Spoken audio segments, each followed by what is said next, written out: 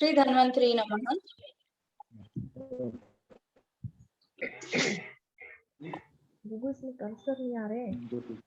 Sri Dhanvantari Namaha. Welcome you all to the Indian Institute of Ayurveda and Rasa Shastra. Good evening to one and all. Myself, Dr. Pallavi M, welcome you all for our e-learning certificate course on Uparasa Dravyas, that is a key role in therapeutics. Today, it is our privilege to have our founder, Professor Siddhinandan Mishra sir, on our platform. I welcome you, sir.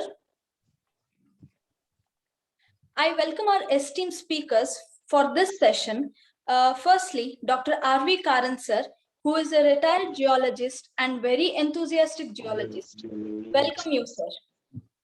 I also welcome Dr. Ravi Shankar sir, who is the former director, SDM Center of Research in Ayurveda and Allied Sciences. I welcome Dr. Ajayan S, Professor and HOD, Dravyaguna Vignanam, Ashtanga Ayurveda Vidyapeeth and Chikitsalayam, Palagat. Welcome to the session, sir. I welcome Dr. Abhijit P. Sharaf, Professor, Samhita Department, SSAM and H College, Nasik. I welcome Dr. Ashtalakshmi, Assistant Professor and HOD, Department of RSBK, from Ayurvedic Medical College, Kanpur. And I welcome Dr. M. Gopi Krishna, sir, who is the co-founder of Indian Institute of Ayurveda and Rasa Shastra. And I also welcome Dr. Jyoti Verma, the most dedicated person of our team. Welcome you, ma'am. Thank you ma'am. Yeah. सभी गुरुजनों को मेरा प्रणाम। और आज हमारा अहोभाग्य है, we are very lucky to have our senior teachers जिनकी हमने बुक्स पढ़ी हैं, जिनका मार्गदर्शन पाकर हम आज यहाँ पर पहुंचे हैं। उन सभी गुरुओं को मैं प्रणाम करती हूँ। So there is a brief introduction about IIAR, Indian Institute of Ayurveda and Rasa Shastra, a unique e-learning platform which came into being in pandemic time, which emerged as a foundation for online courses which we never thought of, and this could only happen because of the endless efforts of Dr. Gopi Krishna sir and by the Ashirwad of Dr. Siddhinandan Mishra sir. In the form of various courses and free sessions, IIR emerged to be a great e-learning platform. Professor Siddhinandan Mishra ji inaugurated Indian Institute of Ayurveda and Rasa Shastra in 2018 in Bellary, and this is the greatest example of the Guru Shishya Parampara and a devotion to the Guru by Dr. G.K. sir. This institute honors great gurus and teachers, and in this continuity, the rich heritage of Rasa Shastra, Guru Shishya Parampara in the model world too. This institute aims to teach the students and to regenerate the interest in clinical practice and to revive the legacy of Rasa Shastra. So we launched our website www.iiar.co.in, in which various sessions, live sessions, free sessions were conducted.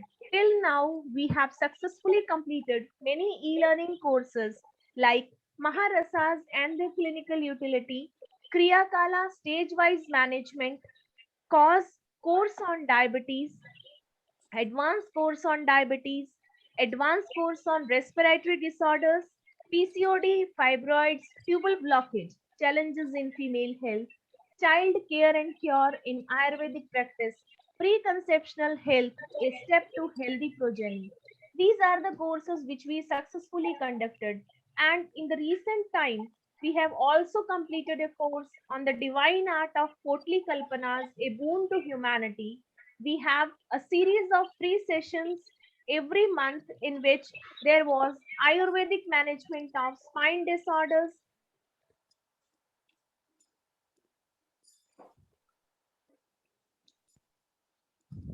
I guess there is a network glitch.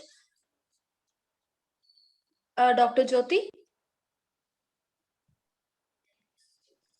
course on Uprasas, and the key role in therapeutics will be another golden feather in the hat of IIAR. So we feel immense pleasure and announce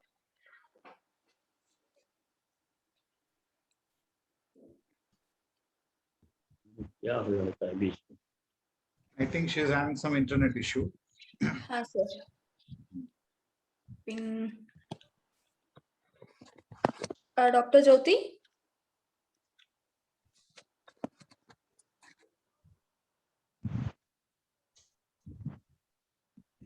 I guess she's disconnected, sir.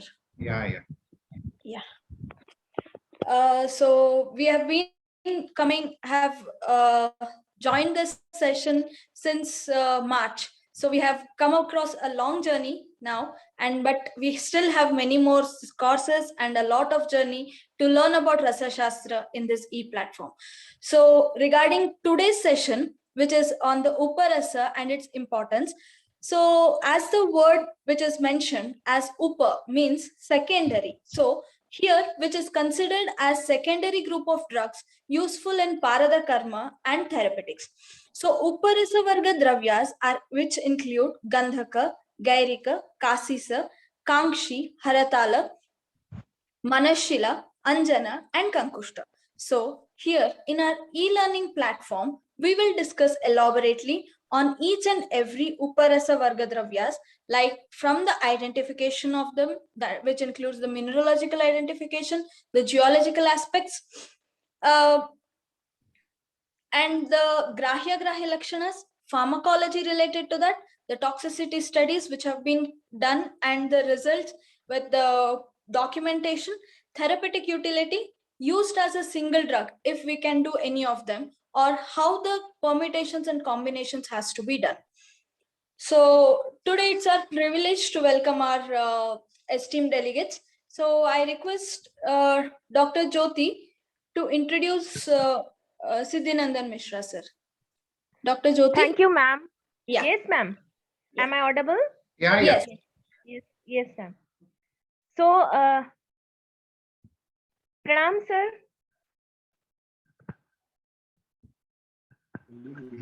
Siddhinandan Mishra ji. Hello. हाँ प्रणाम sir. Yes, sir. हाँ yes.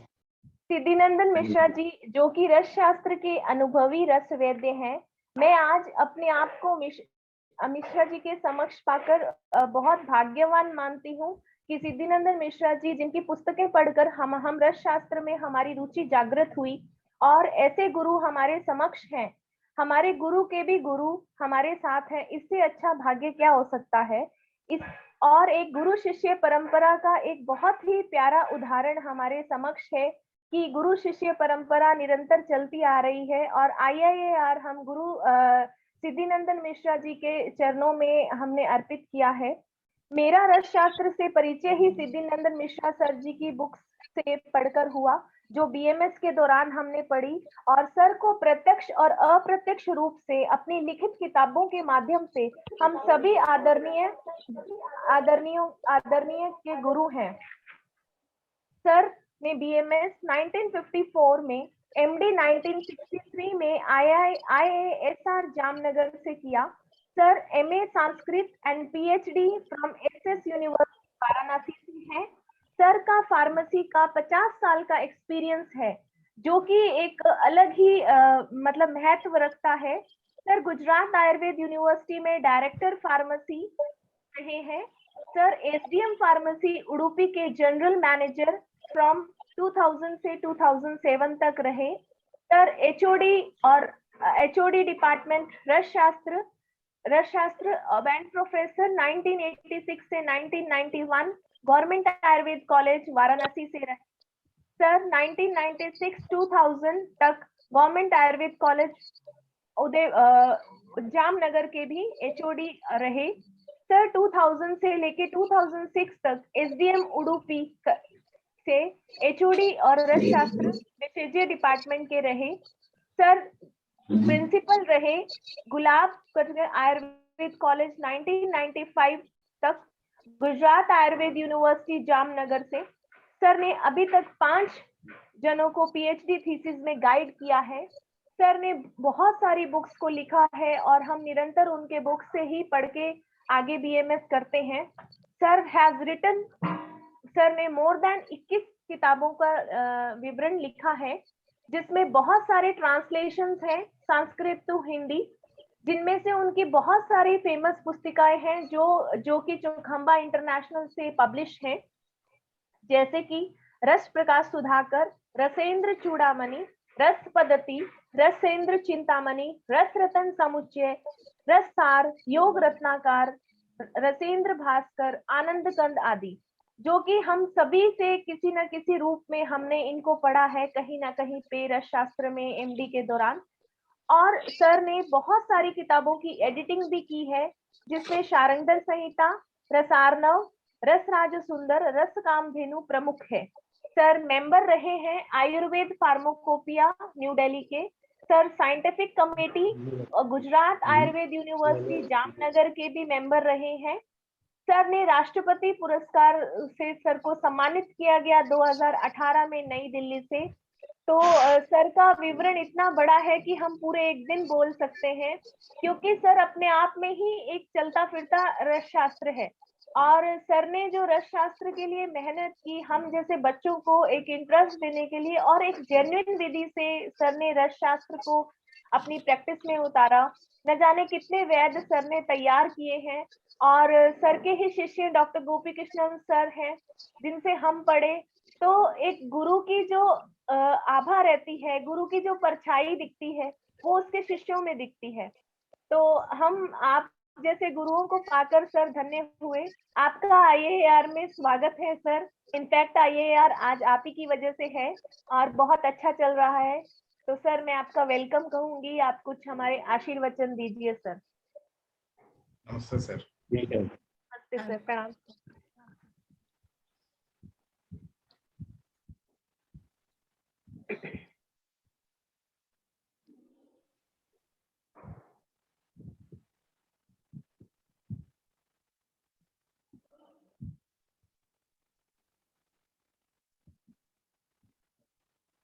Sir is not Audible sir. नहीं Audible है sir, आपको सुनाई दे रहा है sir? Audible? हाँ बिल्कुल ठीक है। हाँ हाँ हाँ। हाँ जी सर, आप कहिए, हमें आपको सुनना है सर। अच्छा, यस तो क्या सुनना चाहती हो आप? सर। सभी डेलीगेट्स आपसे बहुत उपरस सारा यस सर। नहीं, उपरस के बारे में सुनना चाहती हैं कि क्या चाहती हैं? क्योंकि आपका आज का टॉपिक उस उपरस है। सर आप जो भी बोलेंगे वो अमृतवाणी हो जाएगी सर। आपसे सुनना ही मतलब भाग्य है हमारा सर। नहीं, इस समय मैं थोड़ा गोरक्ष संहिता का भी ट्रांसलेशन कर रहा हूँ, तो वो तो ज्यादातर धातुवाद का ग्रंथ है और उसमें अभी पूरी गति तो नहीं है, लेकिन फिर भी ट्रांसलेशन कर रहा हूँ। तो अच्छा, इस समय मेरे चार शिष्य हैं ऐसे जो कि आयुर्वेद से अतिरिक्त हैं और वो रसशास्त्र के खास करके पारद का जारण मारण कर रहे हैं। और वो समय समय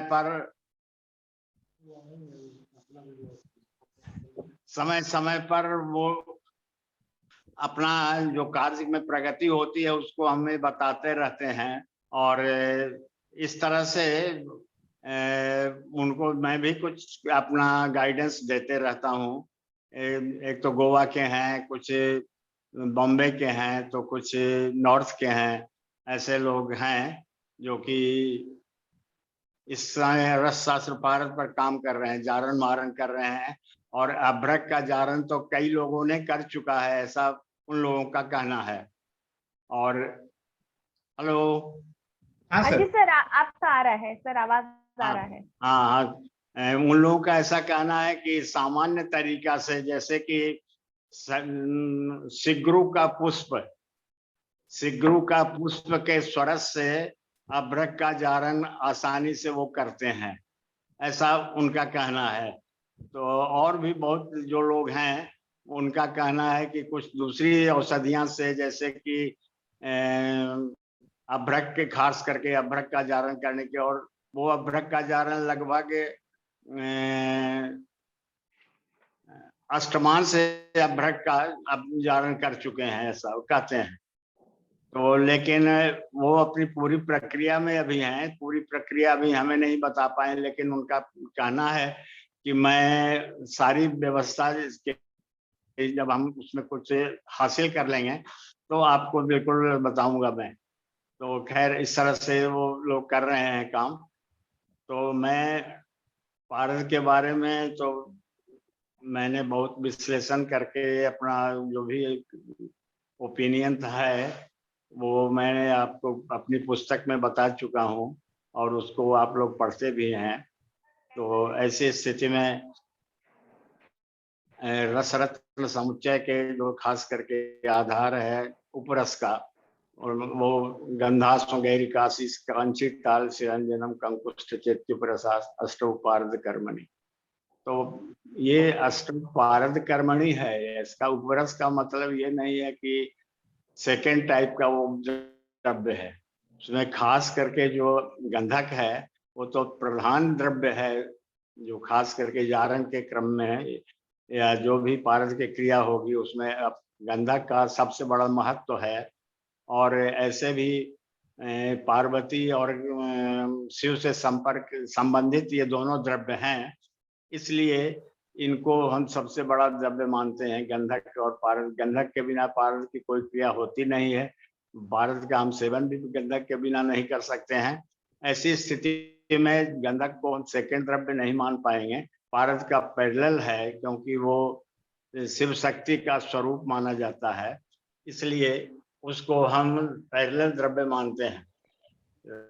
अच्छा, दूसरी बात है कि बिना जैसे पारस का जारण मारण या जो भी विभोक्षितीकरण करना है, खास करके जो अष्ट संस्कार शुरू करते हैं, तो अष्ट संस्कार में मैंने जहां जहां पर रहा, जिस जिस संस्था में रहा, वहां पर लड़कों को साल में 2 बार 3 बार अष्ट संस्कार कराया। लेकिन उस अष्ट संस्कार में मैंने कुछ पारस में परिवर्तन नहीं देखा, क्योंकि पारस में जो भी शास्त्र कहता है कि पारस में अष्ट संस्कार करने से विद्युत सहस्र विद्युत प्रभा के जैसा उसमें चमक आएगी और उसमें प्रभाव आएगा, लेकिन ऐसा कुछ मैंने देखा नहीं। लेकिन अब खास करके आनंद कंद कहता है कि अष्ट संस्कार यदि आप एक बार करके उसकी सफलता चाहते हैं तो ऐसा नहीं है, आपको अष्ट संस्कार कम से कम 21 बार बार करना होगा, तभी उसमें शक्ति आएगी उस पारस में। तो खैर अब तो हम लोगों ने तो अभी तक लड़कों को जो दिखाया उसमें एक बार करके, क्योंकि समय नहीं मिलता है लड़कों को, सिर्फ ज्ञान दिलाने के हिसाब से एक बार संस्कार करके दिखा दिया जाता है। तो उस तरह से यदि हम काम करेंगे तो 21 बार उस समय उसके लिए आपको टाइम देना पड़ेगा, और उसके लिए समय के अलावे उसके लिए जो आर्थिक जो सुविधाएं हैं वो सब लेनी पड़ेगी। खास करके इसके कांजी का उपयोग बहुत ज्यादा करना पड़ेगा। तो इस तरह से उसका क्षतिकरण करते हैं अपने गंधक के जारण करके, और अभ्रक का जारण वगैरह करते हैं। अभ्रक जारण के बाद ही स्वर्ण जारण की प्रक्रिया होती है। तो अभ्रक जारण यदि जीर्ण हो गया, यदि आपने समभाग अभ्रक पारस में जारण कर लिया तो आप आसानी से स्वर्ण का जारण पारस में कर लेंगे। अच्छा, पारस में जारण करने का मतलब ये नहीं है कि पारस बिल्कुल ठोस हो जाएगा। पारस बिल्कुल लिक्विड ही फॉर्म में रहेगा। यदि हम अभ्रक का जारण कर लेते हैं, यदि ठोस हो गया तो जारण नहीं हुआ, हो तो पारस एब्जॉर्ब करके वो ऐसे जीर्ण हुआ ही नहीं, एक दूसरा एलॉइड बन गया। लेकिन हम यदि जारण करने की प्रक्रिया करेंगे तो उसमें हमको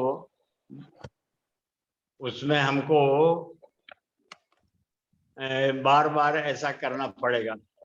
और 21 बार तो एक उदाहरण मिलता है कि 21 बार करने के बाद इस तरह से आपका पारस ज्यादा विभोक्षित होगा, और उस विभोक्षित के बाद उसमें जो विद्युत सहस्त्र विद्युत लता इवग ऐसा जो कह दिया है आचार्य ने कि उसमें सहस्त्र विद्युत लता की जैसी चमक आ जाएगी, उसमें ऐसी प्रभा आ जाएगी।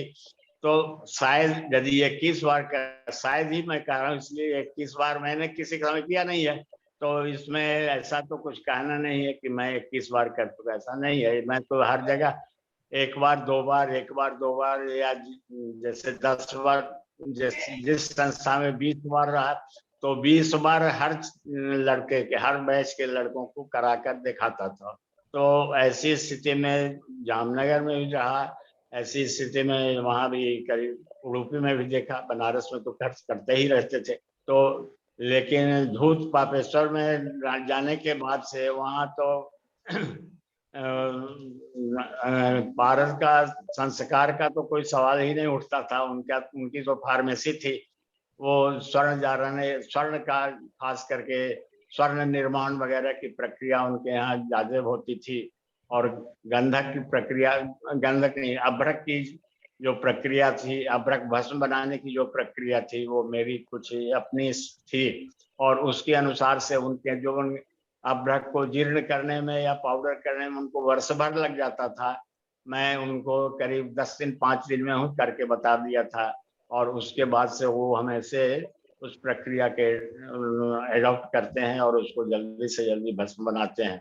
वैसे ही स्वर्ण भस्म के बारे में वो 4-4 किलो 5-5 किलो एक बार ये स्वर्ण भस्म बनाते थे। लेकिन पहले उनके पास खरल नहीं था, और मैंने देखा कि 10-20 ऐसे खरल उनके पास पड़े हैं जो कि छेद हो गए हैं उसमें। तो मैंने कहा कि आपने तो अब तक पत्थर ही खिलाया लोगों को, तो फिर ग्रेनाइट का उनको बनाकर, ग्रेनाइट का जो खरल एजरनर दोनों 3-4 मंगा करके यहाँ इंदौर से दिया, तो उनकी फार्मेसी ठीक चलने लगी और स्वर्ण भस्म ढंग से बढ़ने लगा। तो ये सब तो होते रहता है। लेकिन उसके बाद से भारत जारण की प्रक्रिया में गंधक के अतिरिक्त और भी जो अन्य द्रव्य हैं, खास करके मनस्शिला, हरताल है, और इन द्रव्यों का भी बड़ा महत्व है। और खास करके स्फटिका, जिसको कि हम साधारण समझते हैं, स्फटिका का प्रक्षेप देते करके पारद में हम बुभुक्षित करते रहते हैं। स्फटिका के प्रक्षेप देने पर पारद बुभुक्षित भी होता है। और इस तरह से जो साधारण से साधारण इसमें जो द्रव्य स्फटिका है, उसका भी बड़ा महत्व होता है पारद के जारण के क्रम में। और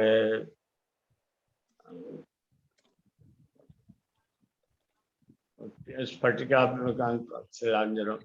और मनस्शिला वगैरह का भी उपयोग है, लेकिन मनस्शिला के उपयोग कम है पारद के ये में, कम दिखते हैं। और ऐसे भी शास्त्रीय दवाओं में भी मनस्शिला का कम ही उपयोग होता है, क्योंकि उसमें आर्सेनिक की मात्रा है। हालांकि हरताल में भी आर्सेनिक की मात्रा उतनी उससे ज्यादा ही है, लेकिन फिर भी मनस्शिला का उपयोग आयुर्वेदिक क्षेत्रों में कम का प्रयोग देखा जाता है। और जारण के क्रम में तो इसका प्रयोग नहीं के बराबर होता है, लेकिन हड़ताल का प्रयोग होता है। हड़ताल का प्रयोग जारण के समय में हमेशा होते रहता है, और इस तरह से ये काम होते रहता है। अच्छा, दूसरी बात है कि और जो खास करके द्रव्य हैं, गंधास्म गैरिकासी कांची ताल शिलांजनम कंकुष्ठ चैत्य प्रसाद। तो कंकुष्ठ का प्रयोग, तो कंकुष्ठ के बारे में तो शास्त्र बहुत संदिग्ध था, और अब कंकुष्ठ के बारे में मैंने उसका जो निराकरण किया कि वो कंकुष्ठ वानस्पतिक द्रव्य का स्वरस है, और खास करके इंडोनेशिया वगैरह क्षेत्रों में ज्यादा पाया जाता है, वहीं से सब जगह सप्लाई होती है। तो कंकुष्ठ का प्रयोग ऐसे शास्त्र में रेचन कर्म के लिए ही है, लेकिन पारद के कर्म के लिए होगा, क्योंकि आचार्यों ने उसका उल्लेख किया है तो होना चाहिए। लेकिन हम लोगों के पास उस तरह का कोई ज्ञान अभी पारद के जारण प्रक्रिया में या पारद की बुभुक्षा करने में कंकुष्ठ वगैरह का उपयोग हम नहीं कर पाए हैं, या नहीं हम जानते हैं उस तरह से। ऐसा कहने में हमको कोई संकोच भी नहीं होता है, क्योंकि जितना हम करते हैं उसी को कह पाएंगे, और जो नहीं हम हमारी बुद्धि से ग्राह्य है उसको बोल ही नहीं सकते हैं, कर भी नहीं सकते हैं। तो ये जो अष्टौ पारद कर्मणि जो कहा है, ये 8 द्रव्य हैं पारद के कर्म में, इनका बहुत बड़ा उपयोग है। तो खास करके गंधक है, गैरिक का भी कम उपयोग है पारद के हमारी दृष्टि में, गंधास्म गहरी काशीस का उपयोग है जारण के क्रम में, क्योंकि उसमें आयरन सल्फाइड है, आयरन सल्फेट है, तो वो आयरन है और उसमें सल्फर भी है, तो उसका भी प्रयोग जारण में कम ही होता है, क्योंकि उसमें आयरन की मात्रा ज्यादा है। तो लेकिन हड़ताल की पर ये हड़ताल का प्रयोग जारण के क्रम में होता है, गैरी का होता है, गैरी के नहीं, स्फटिका का होता है। और अंजन का भी प्रयोग उसमें पारद जारण के क्रम में हमें ज्ञान नहीं है, लेकिन शास्त्रकार कहता है तो गलत नहीं होगा, हम उसको नहीं कर पाए हैं। कंकुष्ठ का प्रयोग तो बिल्कुल नहीं किया है, क्योंकि वो वानस्पतिक द्रव्य है, और उसके बारे में जो आचार्य लोगों को, जब हमको लगता है कि उस समय तक कंकुष्ठ के बारे में उनको कोई ज्ञान ही नहीं था, और जो भी अल्प ज्ञान था वो अपने हिसाब से लोग उसका प्रयोग किए हैं, जो कि बिल्कुल निंदनीय जैसा कार्य है।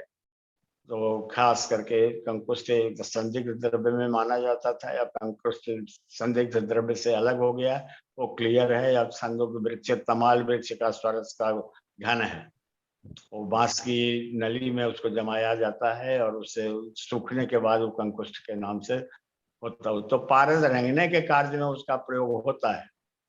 पारद का जो रंग ये करेंगे, रंजन करेंगे, रंजन क्रिया में कंकुष्ठ का उपयोग है, लेकिन मैंने इस तरह से काम नहीं किया। हाँ, वो जो एक गोवा में हमारा कथित स्टूडेंट है, जो कि वो गोपाल कृष्ण नाम है उसका, और वो जो है सो कंकुष्ठ का प्रयोग कर रहा है रंजन के कार्य में, पारद को रंजन कार्य के लिए भी उसका उपयोग कर रहा है। मुझसे कहता भी है, मैं उसको गाइड भी इसमें थोड़ा थोड़ा करता हूँ, क्योंकि थोड़ा ही करता हूँ, क्योंकि हमें उसका पूरा ज्ञान तो है नहीं कि मैं क्लियर उसको बताऊं। वो बताता है और हम सुनते हैं, तो हमें उसका ज्ञान होता है कि चलो इस तरह से इसका प्रयोग हो सकता है। तो ऐसा है। और ये तो रसशास्त्र के उपरस में ही इनकी गिनती है। कई आचार्यों ने अलग अलग उपरस भी गिन दिया है, अलग अलग। जो हमारे यहाँ अभ्रक वगैरह है, कुछ आचार्यों ने उसको भी उपरस में गिन दिया है। आप हमारी किताब में देखेंगे कितना उसका मैंने काफी रेफरेंस दिया है, और उसमें सभी का अलग अलग, सभी आचार्यों के अलग अलग मत हैं। तो ठीक है, मतांतर तो होते रहते हैं, लेकिन उसकी जो रसरत्न समुच्चय का जो उल्लेख किया है उन्होंने, आचार्य ने, बहुत ज्यादा प्रामाणिक मत लगता है, और उसी को सबको समझना चाहिए और मानना चाहिए। दूसरी बात है कि पारद की और जो अन्य क्रियाएं हैं, जैसे कि एक तो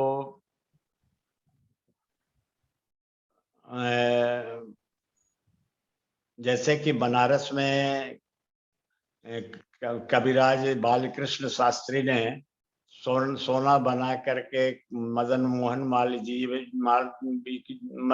मालवीय जी को वो 18.25 सेर सोना बना करके दिया था।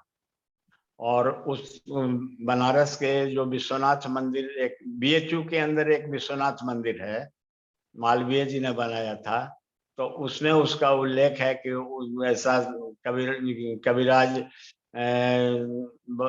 बालकृष्ण ने जो सोना बनाया था उसको 18,000 सोना का 18 किलो सोना का 72,000 रुपया में बेचा गया था, और 35,000 रुपया उस मंदिर में बनाया गया था जहां पर ये बोर्ड लिखा हुआ है, और 35,000 हरिद्वार में लगाया, जहाँ की हर की पौड़ी का निर्माण मालवीय जी ने ही कराया था। पहले उसके हर रोज 2-4 आदमी उसमें फ्लो में निकल जाया करते थे, मर जाते थे। तो मालवीय जी ने गंगा को 2 पार्ट में करके एक नहाने के लिए कर दिया, और एक गंगा जो बड़ी है वो ऐसे ही प्रवाहित होकर के जाती रहती है, लेकिन ये छोटी जो गंगा है उसको 2 भाग में प्रमाणित कर ये बांट दिया था, और लोग गंगा में स्नान करने के लिए उसी मालवीय जी के गंगा में स्नान करते हैं। मालवीय जी ने 2 पार्ट में जो किया था, तो उसमें एक बिल्कुल 4 फीट के तक पानी रहता है, चारों तरफ लोहे की जंजीर, चारों तरफ लोहे की जंजीर रहती है, इस तरह से वो पकड़ करके, लेकिन फ्लो ज्यादा होने के बाद भी लोग, अब तो कोई मरने का सवाल ही नहीं है, लेकिन ये सारी की सारी कृति मदन मोहन मालवीय जी की है, और वो भी रस शास्त्री के द्वारा उपार्जित पैसे से है। वो कविराज जी जो उन्होंने, कृष्णपाल शास्त्री ने जो किया था, उनके द्वारा बनाया गया सोने से ही उसका निर्माण हुआ था। खैर, तो इस तरह से जो अभी एक कुछ लोग हैं कि सोना बनाने की ये कहते हैं, मैंने ऐसे 2-3 बार मैंने देखा भी था।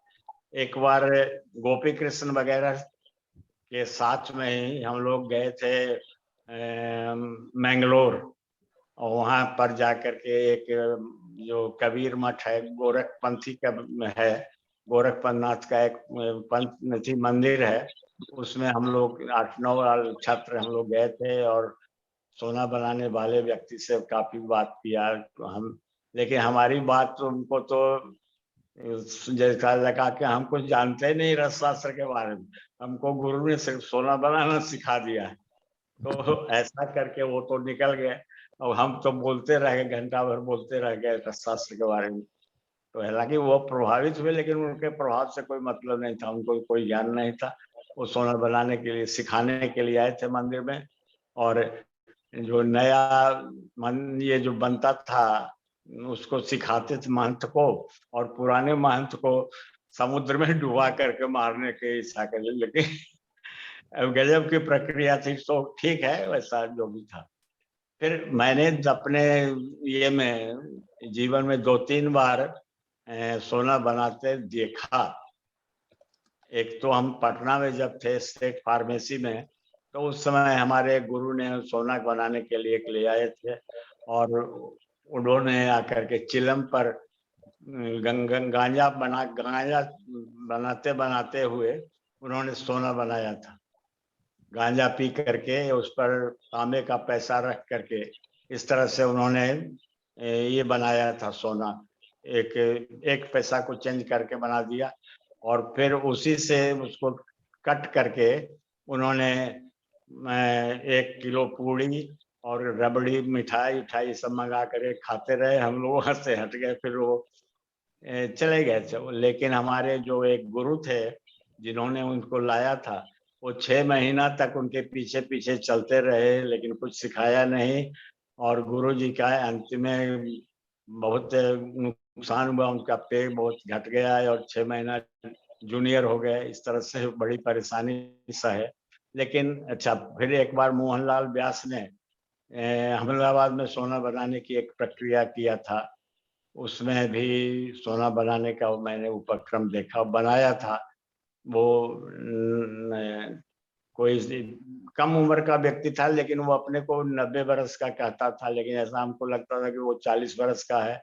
और वो कहता था कि हम वहाँ के हैं, हिमालय में रहने के आए हैं, क्या क्या वो अपना बोलते थे। तो उसमें उनको मैंने अभ्रक सत्व बना करके दिया था। उनको अभ्रक सत्व निकालने नहीं आता था, तो मैंने अभ्रक सत्व एक फाउंड्री में जा करके अभ्रक सत्व निकाल करके लाया था, उनको बता दिया था, और उन्होंने पारद बंधन का उपयोग करके सामने दिखाया था। और वो एक पाउडर रखे हुए थे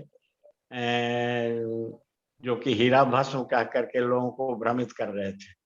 तो मैंने कहा कि ये हीरा भस्म आप नहीं उपयोग कर रहे हैं, आप धोखा क्यों दे रहे हैं, सही बात बोलिए कि क्या है आप लाए हैं इतना। तब उन्होंने कि आप ही बताइए क्या है। हम कहा कलमी सोडा है, पोटासियम नाइट्रेट को पाउडर करके आप रखे हुए हैं। तो वो चुप हो गए, फिर कुछ आगे बोले नहीं। तो खैर, इस तरह से 2-3 बार मैंने सोना बनते तो देखा, लेकिन लोग बताते नहीं हैं। और इस तरह से वो ऐसे ही हमें से अपने को सोना बनाने का उदाहरण देते हैं। एक राजकोट के बगल में एक जंगल में कोई बाबा एक है, वो भी लोगों को बिल्कुल धोखा देता रहता, हालांकि वो कुछ जानता है कि नहीं संदेह है, लेकिन बोलता है, और सभी से बुला बुला के जितने शास्त्र के अधिकारी विद्वान लोग हैं उन लोगों को बुला बुला करके वो इस तरह से ठगता है किसी से 1 किलो पारा मांगता है, किसी से 100 ग्राम सोना मांगता है। इस तरह से भट्टाउत में वो है, राजकोट के भट्टाउत जंगल में। तो वो भी धोखा देने वाला है, उसको कोई ज्ञान है कि नहीं, हमको तो यही लगता है। तो रसशास्त्र के बारे में इस तरह की प्रक्रिया अब तो ऐसा है, खाली जितने भी लोग हैं, जितने भी अध्यापक हैं, वो भी गवर्नमेंट के कानून के हिसाब या विद्यालय के कानून के हिसाब से सिर्फ पुस्तक पढ़ाते हैं। प्रैक्टिकल करने का कोई अवसर नहीं, न उनको संस्था देती है कुछ, न सोना धारण करने के लिए कोई दे सकता है। कोई भी संस्था इस तरह की सुविधा देने को तैयार नहीं है। तो फिर ये शास्त्र भी ऐसे ही पड़ा हुआ है, जब तक चलता है चलता रहे, और थ्योरी के रूप में ही चलता रहेगा, क्योंकि प्रैक्टिकल होते समय इसका प्रयोग नहीं हो रहा है, क्योंकि कोई भी संस्था इसके लिए ये नहीं है, एक्टिव नहीं है। तो इतना कह करके मैं अपनी बात समाप्त करने की ये चाहता हूँ, और आप सबों को मैं आशीर्वाद देता हूँ कि आप अपने अपने क्षेत्र में नया ज्ञान अर्जित करें, और नई नई पुस्तकों के द्वारा और भी आयुर्वेद का रस शास्त्र का विकास करें। यह करके मैं इसको समाप्त करता हूँ। जय आयुर्वेद, जय रस शास्त्र। धन्यवाद सर, सर। आपका बहुत बहुत धन्यवाद सर। इतना अनूठा आपका जो ज्ञान था, जो आपका एक्सपीरियंस था, वो आपने हमें सबको बताया और बिल्कुल बेबाक तरीके से बताया कि जो आपने किया, जो आपने देखा वही बताया। और निश्चित ऐसा ही है सर, आजकल प्रैक्टिकल्स बहुत कम हो गए हैं और हम भविष्य में यही चाहते हैं कि प्रैक्टिकल्स होने चाहिए, कुछ फंडिंग रहना चाहिए, बिकॉज जब तक हम देखेंगे नहीं तब तक हम कैसे सीखेंगे।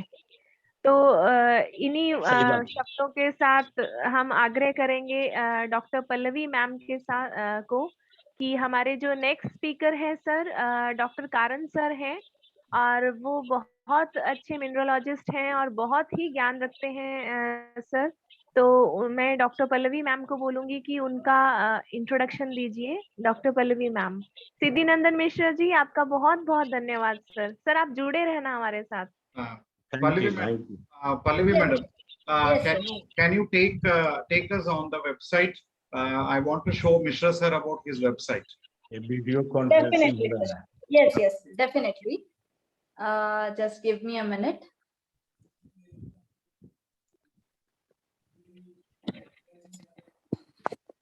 सर रविशंकर सर भी जुड़ गए हैं हमारे नमस्ते साथ। सर। नमस्ते सर। शंकर सर नमस्ते। नमस्ते नमस्ते नमस्ते नमस्ते मिस्टर सर, नमस्ते गोपी, नमस्ते नमस्ते। नमस्ते। हाँ, कहिए रविशंकर जी, कैसे हैं? ओ ठीक हूँ सर, आप कैसे? बस मैं भी ठीक हूँ। ग्रेट ग्रेट, बहुत खुश हो गया सुन के। सर मिश्रा सर, ये आपके वेबसाइट है सर, इंडियन इंस्टीट्यूट ऑफ आयुर्वेदन रसशास्त्र। तो हाँ। आपने जो बल्लारी में आकर आप दिया जलाए थे, यही इंस्टीट्यूट के बारे में है। हाँ हाँ Yeah. So, yeah. Scroll down कीजिए मैम, वहाँ पे Yes, photo. yes, yes, yes, yes, definitely. So this is our website, and I can see that happy face in our sir, who is like seeing his teacher who has started this session. तो ये हमारा website है sir, जहाँ पे हमने brief introduction दिया है, क्या हम प्लान कर रहे हैं इस वेबसाइट के थ्रू, कि हम क्या एक्चुअली देना चाहते हैं स्टूडेंट्स को। और हमारे जो आने वाले वैद्यस हैं, जो रसशास्त्र को ऐसे समझते हैं कि बहुत टॉक्सिसिटी है भाई, कैसे यूज करें, तो ये हमारा वेबसाइट है जो आपने शुरू किया था। तो ये हमारे लिए प्रिविलेज है सर कि हम लोग यहाँ पे जुड़े और हम लोग बहुत कुछ सीख रहे हैं। तो ये हमारे जो वेबसाइट है, जहाँ पे हम लोग क्या प्लान कर रहे हैं कि हम लोग क्लिनिकल एप्लीकेशन दे रहे हैं रसशास्त्र का। जैसे आपके जो फुटस्टेप्स पे हमारे गुरु चल रहे हैं और हम उनके फुटस्टेप्स पे चल रहे हैं। तो हमने ये हमारा होम पेज है सर, जहाँ पे हमारे ये सारे डॉक्टर गोपी कृष्णा सर हैं, जो doctor Ajayan sir, doctor Ravishankar sir, Abhijit Shroff sir, जो हमारे फैकल्टीज हैं, जो हर एक सेशंस में हमारे साथ जुड़े रहेंगे। और हमने एक सेशन किया था डायबिटिक कोर्सेज पे, यस डायबिटिक कोर्सेज पे, जो जहाँ पे हमने डॉक्टर काशीनाथ समंगंडी सर, श्रीधर बैरी सर, श्रीवत्स नवलूर, उपेंद्र दीक्षित सर, ममता मैम और कई लोगों के साथ जुड़े थे।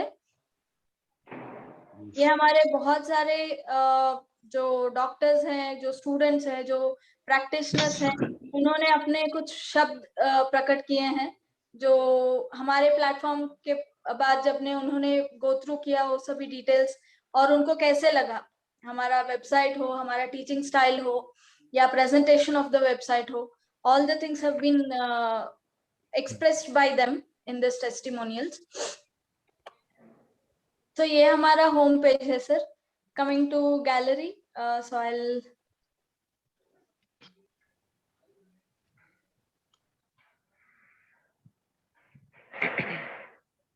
so probably internet is little slow here. I'm sorry for that.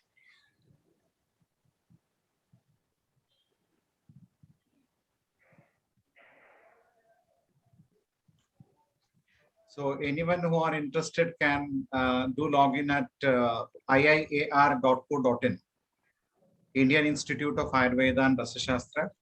There are lots of courses. There are many of them which are free for everyone. There are very few which are paid courses as well. One among that is Uparasa Varga, which we are starting as of now. It's the inaugural session today. We'll have the regular classes from the day after tomorrow to start with. So in this gallery, we have put many of the Rasadravyas and the Potalis. It might be a raw material or a in-process materials and all, like the Sharava Samputa, which we do, which is an in-process procedure. So Potalis, a few of the Potalis have been mentioned, like the Vishagarbha Potalis. Beautiful photographs are of our Rasa preparations, and the raw materials of our Rasadravyas can be seen here. Probably after seeing these, anybody will fall in love with Rasa Shastra. So come, we are very colorful. Rasa Shastra is very colorful. They make the body as well so colorful. It's not only they are beautiful to look at. Because in the chapter of Ratnas, Acharya has explained like Ratnas are so praiseworthy because they attract people. Once you see them, you get appeased. So the same thing in the form of health, it makes our body more appeased in the form of a good nature, a healthy attitude. So that's the importance of Rasa Shastra. Yes. Sir, I'll take the delegates and sir to the courses till now what we have completed.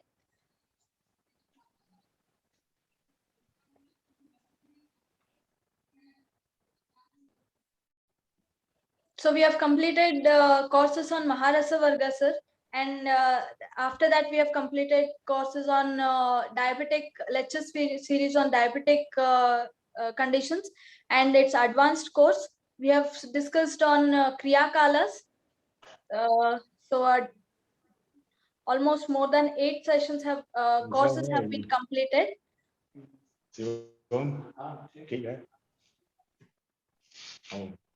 पापा ठीक है ना?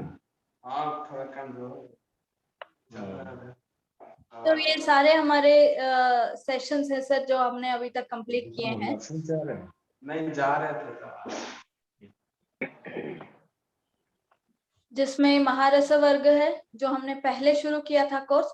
उसके बाद हमने diabetic management in Ayurveda जो special lecture series था, जो हर एक सेक्शन ऑफ आयुर्वेदा से हमने स्पीकर्स को बुलाया था, and how we have to tackle diabetic conditions in different fields like panchakarma हो, योगा से हो, ऐसे हम कैसे कर सकते हैं। And again we had a session on rasaushadhis in kriyakala. So each क्रियाकाला में हम कैसे रसौषधिज का प्रयोग कर सकते हैं, इस पर था। और उसके बाद हमने advance course in diabetic complications किया, जहाँ पे डायबिटिक रेटिनोपैथी, न्यूरोपैथी जैसे कंडीशंस को डिस्कस किया था। उसके बाद हमने respiratory disorders and its management in Ayurveda, इस बारे में हमने डिस्कस किया।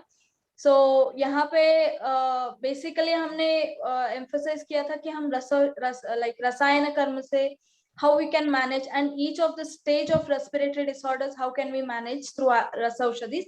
Then we had discussed regarding the PCODs, fibroids, and tubal blockages, which have become a very big challenge in female life. And we had discussed on childcare and cure by eminent speakers. फिर हमने discuss किया था pre conception health, जो बहुत जरूरी है आजकल के जमाने में. इसके बाद उपरस वर्ग के जो डिस्कशन था, उससे पहले हमने पोटली कल्पास पे किया, जो अभी एक्चुअली ह्यूमैनिटी के लिए बून है, क्योंकि बहुत कम लोग पोटली कल्पास को यूज करते हैं, उससे भी कम लोग उस पोटलीज को बनाते हैं. So it is very, very important, and learning it is very important. So now we are at the verge of inaugurating the Uparasa Varga Dravyas, which is the course which has been launched today. And from 19th, we will be having the live sessions from Dr. Gopi Krishna sir, Dr. Ravi Shankar sir, Dr. R.V. Karan sir, Dr. Abhijit Sharaf, Dr. Ashlakshmi, and we'll learn point to point which should be known in the Uparasa Vargas. So इसके बाद मैं आपको और एक point पे लेके जाना चाहती हूँ सर, जहाँ पे हमने बहुत सारे फ्री लेक्चर सीरीज भी किए हैं, जो लाइफ टाइम अवेलेबल रहता है, जो भी हमारे वेबसाइट में लॉग इन करते हैं. So इसमें हमने कुछ कोर्स क्लासेस आगध तंत्र पे किया था, कुछ क्लासेस हमने ये गायनेकोलॉजी पे किया था, प्रसूति और स्त्री रोग के रिलेटेड भी किया था हमने. एक दो सेशन था जहाँ पे हमने स्वर्ण प्राशन की इम्पोर्टेंस के बारे में किया था. फिर एक दो इंटरैक्टिव सेशंस किया था, जहाँ पे हम हमारे डेलीगेट्स के जो डाउट्स हैं, या तो जो ऐसे हैं कि बहुत बेसिक कंफ्यूजन्स होंगे कि हाँ ऐसे कैसे कर सकते हैं, कैसे यूज कर सकते हैं, और कुछ और सेशंस से जहाँ पे हमने अग्निकर्म चिकित्सा पे किया, और ईसीजी एनालिसिस हम कैसे कर सकते हैं उस पे भी हमने सेशन किया. एक सेशन हमने एक्सक्लूसिव ऑप्थेल्मिक केयर पे किया, जहाँ पे बेसिक अभी हम तो शाला के तंत्र के नहीं हैं, मगर हमारे पास अगर पेशेंट आए तो हम कैसे उनको देख सकते हैं, बेसिक ट्रीटमेंट क्या कर सकते हैं और कैसे रेफर कर सकते हैं, उस बारे में भी हमने सेशंस किया. हमारे पास अभी मोर देन 50 कोर्सेस हैं, 50 क्लासेस हुए हैं, और डॉक्टर ठक्कर सर के भी बहुत सारे क्लासेस हुए हैं, बहुत इंफॉर्मेटिव क्लासेस हुए हैं.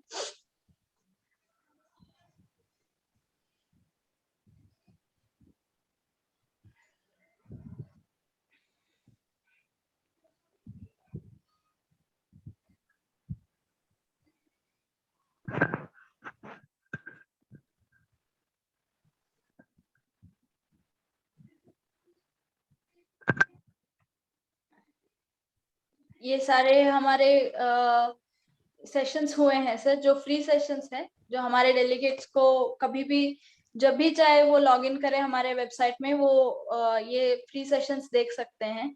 अभी तो हम यूट्यूब में भी हमारे सेशंस को लॉन्च कर रहे हैं, जो भी हमने रिकॉर्डेड सेशंस है वो हम लोग यूट्यूब में भी डाल रहे हैं, ताकि जो डेलीगेट्स लॉगिन नहीं कर पा रहे हैं तो यूट्यूब से भी हमारे वीडियोस देख सकते हैं.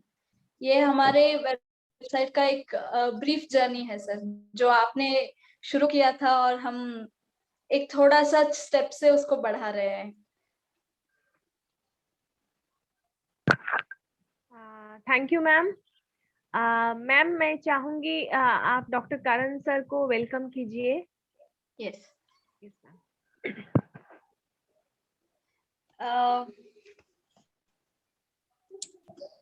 I would like to introduce Dr. R.V. Karan sir. So he is one of the senior most person in the geology department. Sir has completed his BSc from Mysore University and PhD from University of Baroda. Sir has a teaching experience of more than 38 years and has guided 6 PhD students till date. And he has participated in many research projects. Sir has visited many countries for geological and geoarchaeological studies. Sir has published more than 50 papers in national and international journals. So it is a privilege to have Dr. Karan sir here. So sir, we request you to please speak few words Okay. Hello. Namaskar for everyone. Yes. Okay. This subject, anyway, I have only superficial knowledge as far as medicine is concerned, whereas the material that you use for medicine, okay, minerals that you use for medicine, about that I can tell quite a bit. Okay. Now we see one of the things which Professor Mishra was telling, Abrak, mica, it takes too much of time, okay, to get into this for making medicine. Okay, the reason being, if you take the primary rock, okay, that's known as basaltic magma. That's a that is what you call Shilaras. Okay, so that is there down below the earth crust at extremely high pressure. It is being compressed and kept over there. Due to some reason, it opens up. Okay, so it becomes this thing. It liquefies, and it is being pushed up due to some reason. So when it pushed up, it gradually cools. So it doesn't cool randomly. Certain minerals crystallize first. Then gradually those minerals are taken out and new set of minerals develop, which is of lesser temperature. So that are also being taken out. Then ultimately there is another set of minerals which form at the last. So those which form first in the beginning, they are of high temperature. Those which are forming at last, they are of lower temperature. So when they get weathered, how they get weathered, the minerals which form first, high temperature ones, they get weathered much faster. They get destroyed much faster than those minerals which form at the later stage.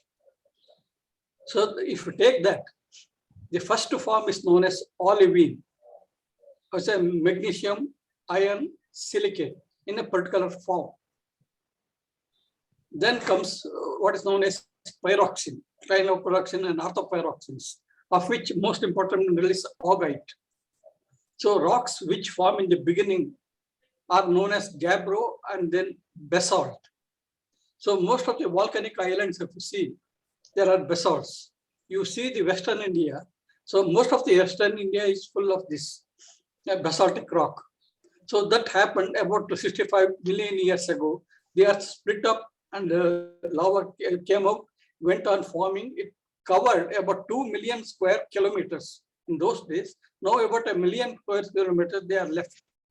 So that you see in Maharashtra and Gujarat area in particular. So these rock, they get weathered, and the minerals over there, they get weathered much faster. So you take these things, those which form at the last. Those which form at the last are known as granite. So these granites, they form at much lower temperature. So most of the material is gone from this what we call magma Shila rush. Already these minerals have crystallized. So these are the last to crystallize. So these minerals are very difficult to destroy them. Okay, their crystal structure is such that difficult to destroy. So now you see, the rocks get weathered, they become sand particles, etc. Okay, they are called detrital particle. They are taken by river. So ultimately they are deposited in sea. So you go to sea shore, see the sand. So what kind of minerals are there in the sand? So these are the material which have not been destroyed even after so much of these things, this weathering and all these things, okay? So if you analyze, vast majority is quartz. So sand, if you take, vast majority is quartz, more than 99.9%. So 0.1% if you take, there are other minerals. So these are the minerals which have different properties. So if you see that, you don't get the first crystallized mineral olivine in any of these things because they have been already gone. even this thing, augite, which forms after that. So none of these minerals are there in the sand. So the best place to see is a southern point of India, where the type of rocks over there, all possible rocks are over there, which have been weathered, and the sand is being deposited in the sea over there, say Kanyakumari and nearby region. So if you come to say Surat or Bombay, you may get augite and olivine to some extent. Why? Because these rocks are mainly basaltic. Okay, so only basalts are there. Therefore, you may be able to get augite, etc. These minerals. Whereas if you go to southern point, you don't get those at all, because there are all possible rocks, including basalt and gabbro and other rocks, and also granite and etc. So all those which have formed first have been completely destroyed. So you don't get any particle of these minerals over there in the sand. So you go to say this in volcanic islands in the middle of ocean. So Hawaii and similar places. There the rocks which are forming is mainly basalt and allied things. It doesn't, no granite is formed, no intermediate rock is formed, only basalt is formed. Therefore, you will get the minerals like olivine, etc. in the sand, but not in other areas. Where in ancient rock you don't get, ancient areas you don't get. So last to form is quartz and muscovite mica, particularly muscovite mica. So these are the minerals difficult to handle. And you have already Professor Mishra has told that it's difficult to handle it. Okay, so these are the minerals which won't get destroyed easily. So you have to have a different type of technique for these things. So what steps you follow, I'm still not familiar. Okay, I am not saying. Only thing is, when I was saying, when I was a child, I have seen my father doing it because he was doing this Shastra. In those days, I was too young to remember all those things, to see his steps. By the time I came to college, he had already left that these things, because he also had become old. So you people have to tell me. So these are the processes which are using. So how you are handling different minerals. Then if there is something I can suggest. So at present, I am ignorant of your steps, what steps you are taking. So some of the minerals are difficult to handle because of this reason, that they are tough minerals to handle. Okay, so about that we can work out. And also I have told you about many other minerals, such as sulfides and etc. Okay, where you get those minerals. Only in certain area you get them, because that type of mineral should be there in the rock where it is formed. So only in restricted area you get that one. Okay, so in those areas you have to go and pick up. And I am also not familiar with most of your minerals, their names also. So you have to educate me in that sense. Then I can suggest you. Okay, so first you have to educate me, then I can educate you from my side. So it will take some time, and I have enough patience. And you please teach me, then I can teach you from my side. Okay, and it's a very interesting topic. And secondly, we are always following the Western world and their way of doing things. Okay. We never bother about our own science. And most important thing is Sanskrit. Unfortunately, I was not, I didn't show interest, and moreover, my parents also didn't push me in that Sanskrit. What my eldest brother, he did, okay, Sanskrit. That too superficially, because who will use Sanskrit in day-to-day life? Therefore, he didn't practice further. So had I studied Sanskrit, at least I would have some knowledge which I don't have. And you have that knowledge and educate me in that line. Then we can work together. Okay. And already I have told you how to identify many of the minerals. And some more things I can add to that in a later stage. Definitely. I think this would be enough. You can just as I told you. Yes. Yes. Thank you so much, sir. Yes, definitely we will mutually work with it. And Yes, I have attended all your sessions before and it is very interesting. So I request our delegates who would like to be connected with the points, so they can visit our free videos where we have already discussed on many of the Maharasa Varga Dravyas in the point of view of geology. So I thank Karan sir for his for giving his time for us, and to be frank, he is very patient, and at this age working with the technology is very difficult, and sir has adopted it beautifully. Coming to the next point, I request Dr. Jyoti to introduce Dr. Ravi Shankar sir to this forum.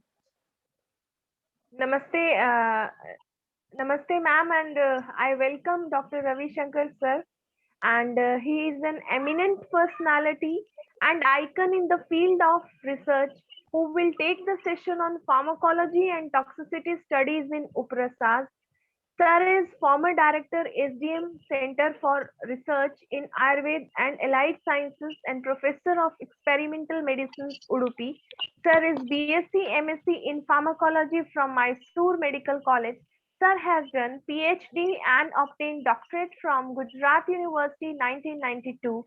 Sir is guide, co-guide with highest number of scholars, that is more than 250. Sir is reviewer and editorial board for many journals. Sir has guided and obtained CFIST, KFIST, COE, UGC major research grants. Sir is author and co-author of 227 papers in national and international journals. Sir has delivered more than 102 guest lectures, and Sir has received Indian Drugs Manufacturer Association's award for the best research paper published in General Indian Drugs. Sir has received National Award Ayush Lifetime Achievement Award for Research in 2017. Sir is active member of CCRAS, member for Scientific Advisory Committee, NIA Jaipur, and member for Ayurvedic Pharmacopoeia Committee, India. We welcome you, sir, and in fact, I am the luckiest student who spent some time in Research Institute of Udupi under the sir, and the sir helped us a lot, and he is very humble and generous in nature, and he is, 24 hours he can work. I can see him sitting there near about 18 hours. He is sitting continuously in the department, and sir's spirit is really amazing.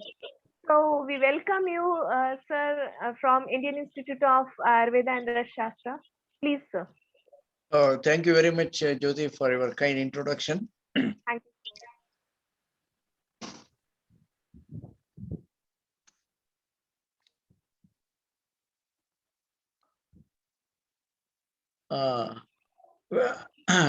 Is my this screen visible to you?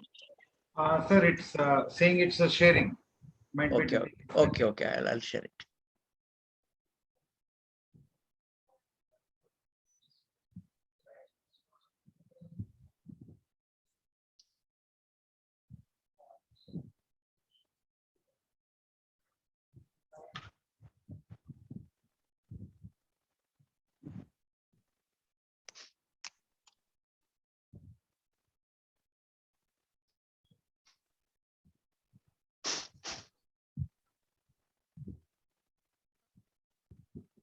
Has it come? Yes, sir. Okay, thank you. Yeah. Basically, I'm trained in pharmacology and the safety aspect of natural products.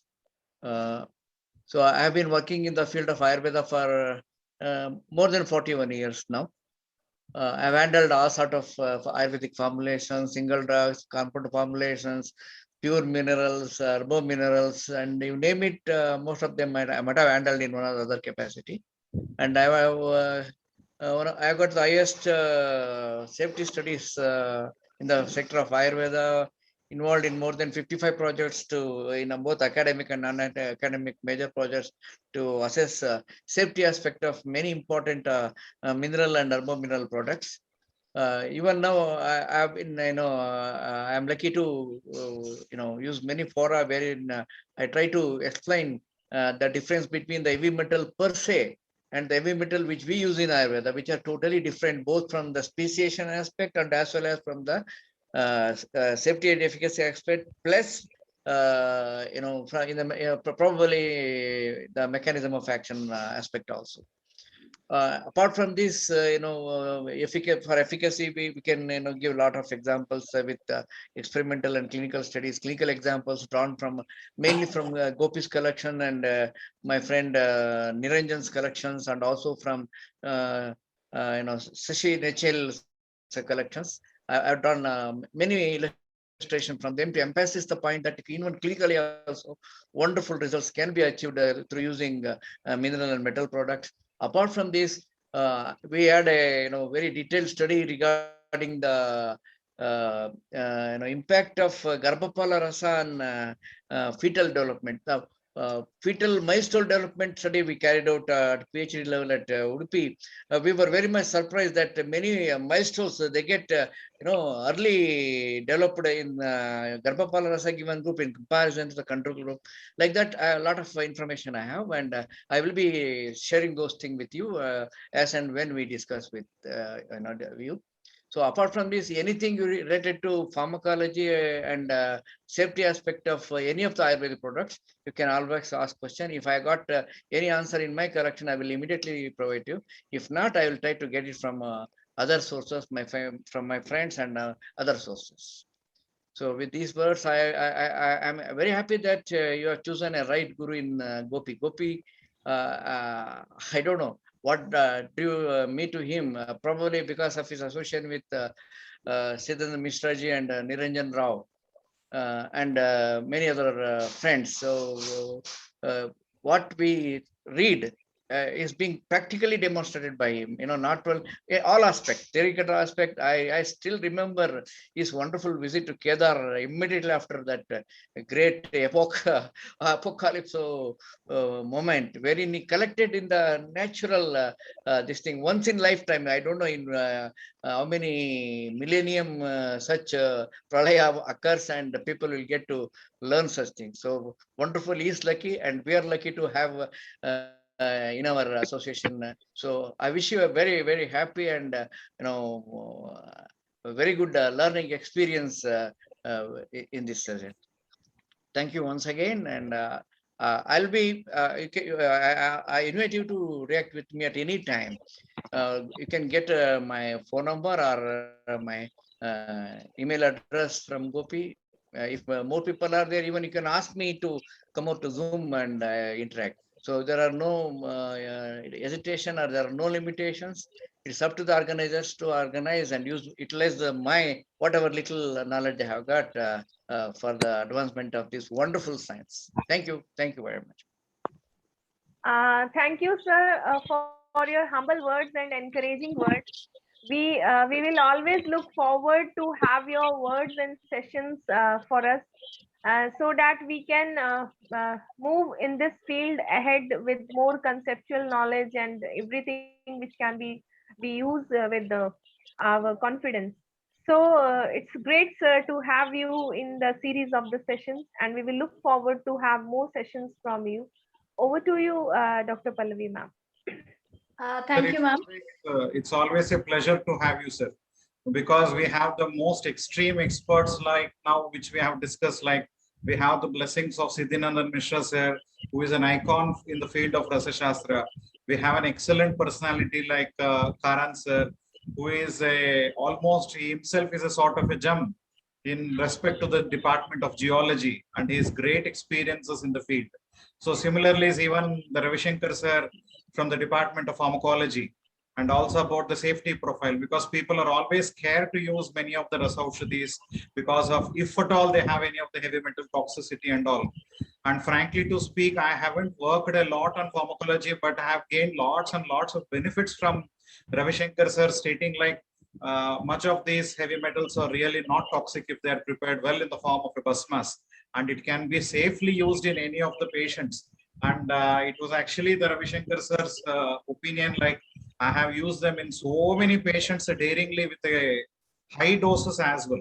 And definitely we had a miraculous response in the patient. So this was the real boon to have such great trios here for this session. And all these three people of such a great knowledge will be imparting their extreme knowledge in the grounds of Uparasa Vargas. So anyone who are interested to come up with can definitely join here for the Uparasa Vargas, so that we'll be discussing many of these aspects in detail about the specific drugs which we are using in concern to Uparasa. So I thank for all the great teachers for being with us. Please continue, Dr. Pallavi. Yes, sir. Thank you so much, sir. So it is also my privilege that I have been his student during my PG studies. So we are all collectively in one platform. Yeah. So we have our next speaker, that is Dr. Ajayan S. Sir is presently working as professor and HOD in the Department of Dravya Guna at Ashtangam Ayurveda Vidyapeeth and Chikitsalayam Palagad.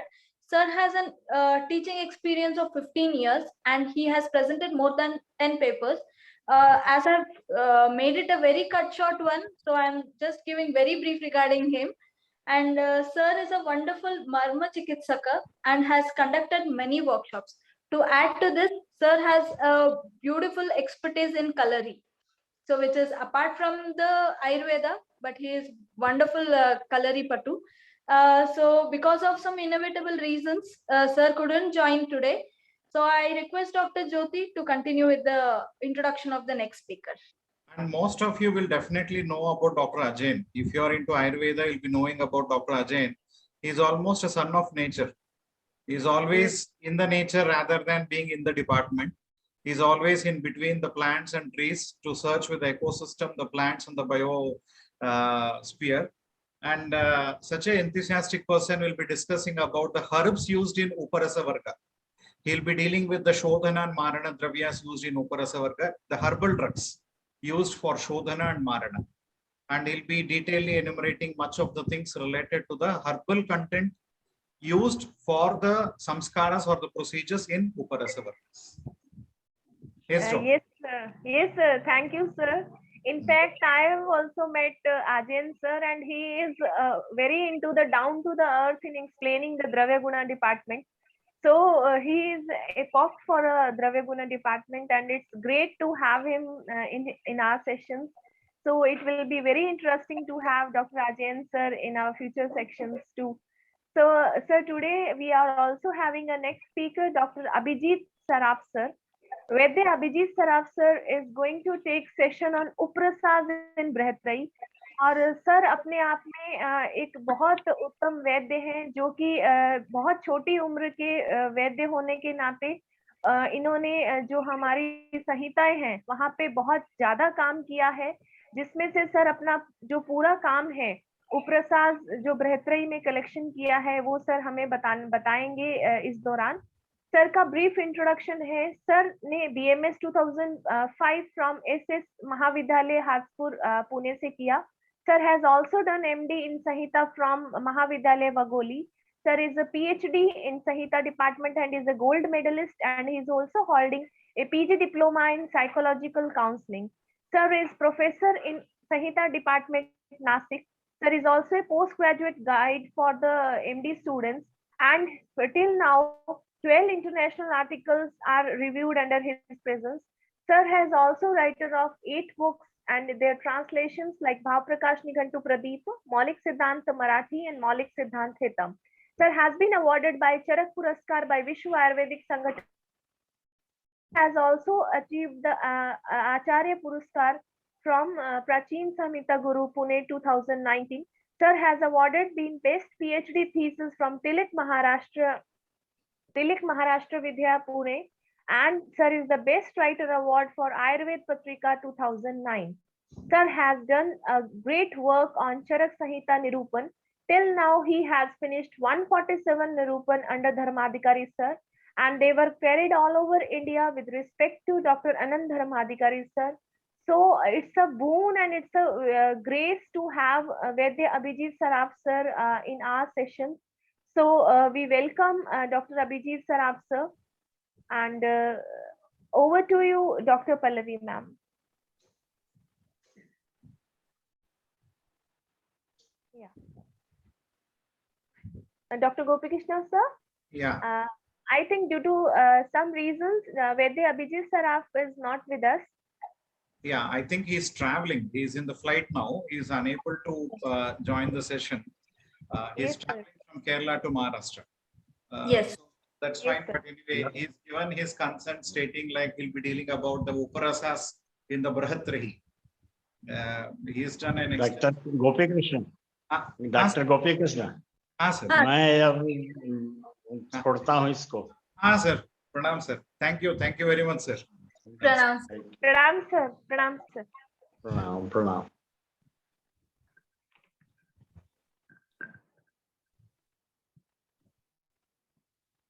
Yeah, Dr. Pallavi, you can continue. Yes. So coming to our next next speaker, Dr. Ashlakshmi. Presently, Dr. Ashlakshmi is an assistant professor in the Department of Rasashastra and Bhaishya Kalpana at Ram Ayurvedic Medical College and Hospital, Ram University, Mandana, Kanpur. She has completed her undergraduation from STM College, Hassan, and has completed her CRAV course from New Delhi. She has completed her master's from SJGAMC Ayurveda College, Koppal, and presently she is pursuing her PhD studies from Sanskrit Mahavidyalaya, Darbhanga. So coming to her awards, she has been awarded as a Daughter of India in 2017. So welcome you, Dr. Ashlakshmi. Thank you, ma'am. Om Shri Guruve Namah. Om Dhanvantare Namah. Sir, namaste. Thank you for the opportunity. Namaste, sir. Yeah. Welcome to all the delegates. My humble regards to all my seniors. Dr. Pallavi ma'am. During this course, I'll be dealing with the topic identification of minerals of Uprasa Vargas. For this, our main objective will be to identify the raw drugs of the Upras Vargas by the physical and chemical properties of the minerals of Upras Varga as said by Acharyas in different Ayurvedic classics. Now the question arises, what's the need of the identification if it is already given in the classics and it is already also it is available in market when we are asking that I need this mineral. They can give us easily and we can use it in the our practicals and all things. But then also we need to identify the mineral. Why? Because for this, I'm getting the answer like I can give the answer for this question that I want to say. Mineral found today are rarely objective, rarely obtained from the natural sources. They are prepared artificially. They are prepared by artificial methods. Not usually they are obtaining from natural source. So how we can identify it is natural mineral or artificially prepared mineral? Because Acharyas has said that this mineral contains these things. This mineral contains this thing. Because during my study about Uprasas, I got different views. Means my view is completely changed. Acharyas has said Grahya Lakshanas of this mineral is this. On the basis of Grahya Lakshanas, when I was identifying the Uprasas, I found some everything was different. And some new things also we got in this, like in conclusion. Mishra sir also told about conclusion. He pointed that it is an herbal drug, but my view is different because while doing work with the Gopi Krishna sir, we found it is a mineral drug, but it is not told by Acharya. We discovered something new. That also I will discuss about all these things in during the lecture. And for this, that why we are doing that identification, I can say that still classical preparation, when we are preparing classical, we need proper drug. what Acharyas has told. So we are measuring these drugs on the parameters of on the basis of classics are because the as the classics has given the parameters, they are not enough for the identification of the same mineral. So as per the need of art, it is important to do proper interpretation and to set the proper standard with the help of modern mineralogy, geology, chemistry, and other highly sophisticated techniques for the standardization of the identification.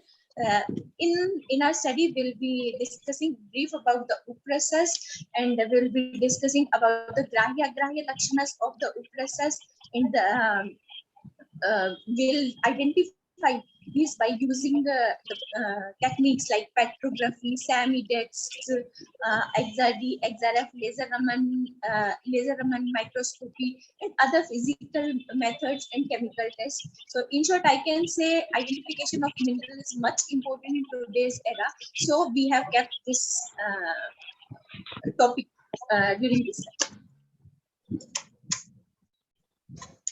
Thank you so much, Ashlakshmi. So it is like she has completed a master's with the identification of these uparasas. So she'll be one of the persons who can give us exact information for the present day. So how many characteristics were matching with the grahya lakshanas and all. Now I would like to take you to a small tour for the how the delegates have to register to our website.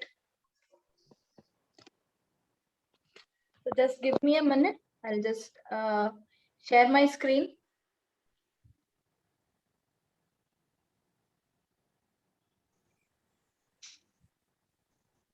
Gopi, Sir. should I stay or I think? Yeah, no problem, sir. Yes, sir. Sure. Or I can yes, sir. take sure. your permission?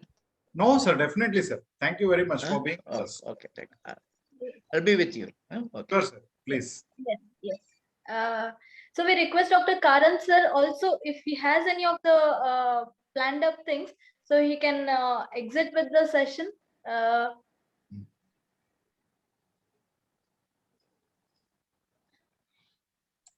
Another 10 minutes time I have. Okay. Yeah. Okay. Sure. So that would be, yes, definitely. I'm very sorry. There is internet is little slow. So this is our home page. So once we go to the login,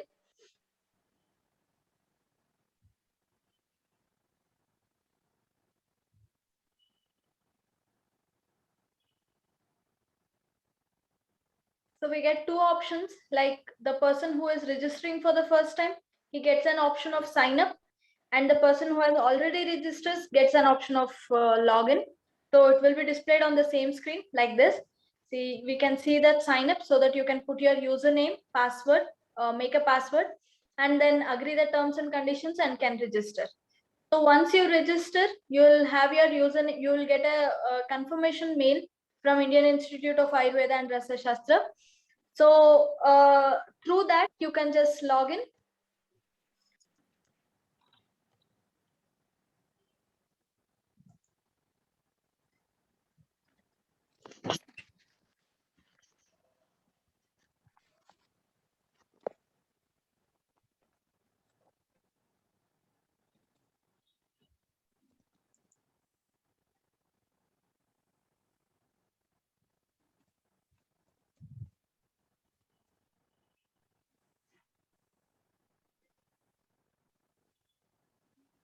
So I'm logging in from each point.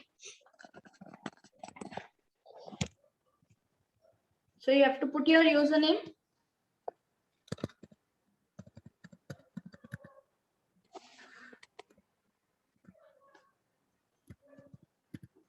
Password, and make sure that you press the remember button so that in the next time when you log in, you need not put all the details.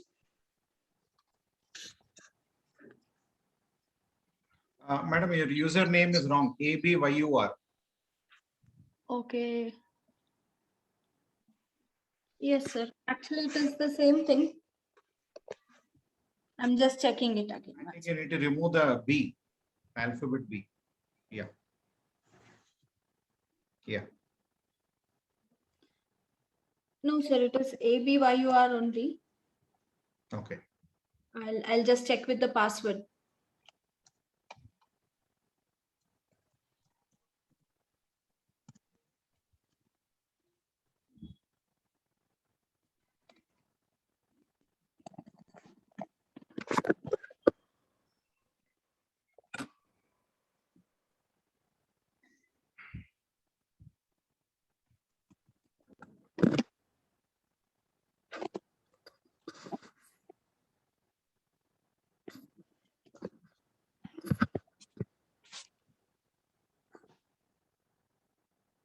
So I'll just show you the other details, what we can do.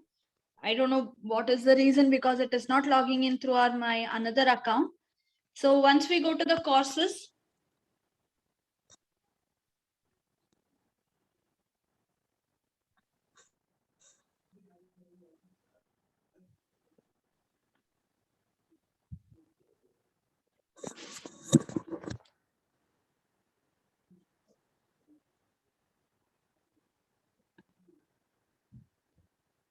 so today we'll be logging into the Uparasa Vargas. So I have not logged into the website, so I can show you each and every details.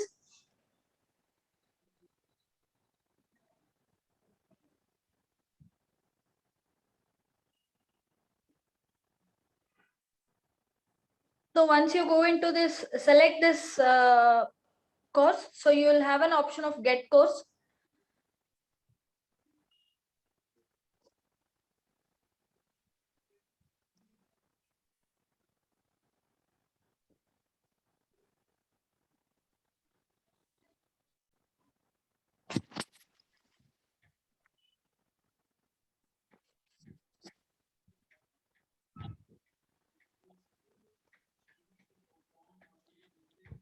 So once you go to that page, so you'll get many of the options.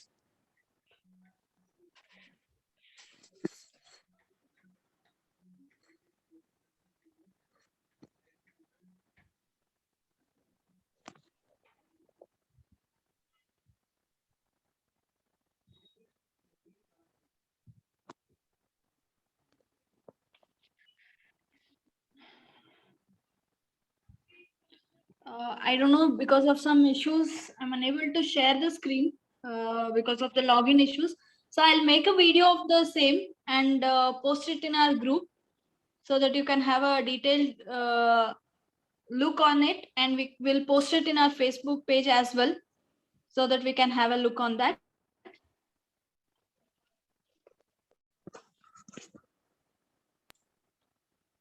So proceeding to the next point, I request Dr. Jyoti to continue with the session.